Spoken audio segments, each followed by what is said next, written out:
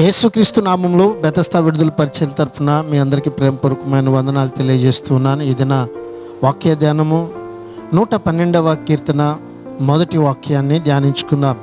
యెహోవాని స్తుతించుడి, యెహోవా యందు భయభక్తులు గలవాడు, ఆయన ఆజ్ఞలను బట్టి అధికముగా ఆనందించువాడు ధన్యుడు. దేవుడు ఈ వాక్యమును మనందరి వినికిడిలో దీవించి ఆశీర్వదించునుగాక. ఈ కీర్తన యెహోవా యొక్క నీతి న్యాయాల గురించి, ఆయన చర్యలను గురించి మాట్లాడుతున్నట్టుగా మనం గమనించగలము.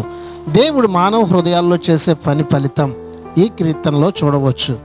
దేవుని పనులన్నిటిలోకి బహుశా ఇది చాలా గొప్పది.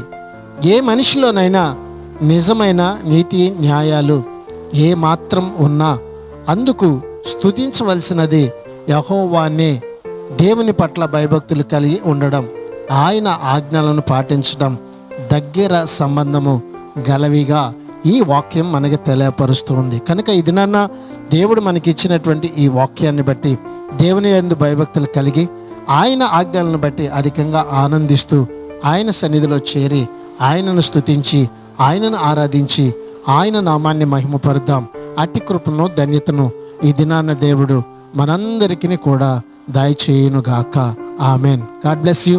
దేవుడు మరొకసారి మిమ్మల్ని మీ కుటుంబాలను బహుగా దీవించి ఆశీర్వదించునుగాక.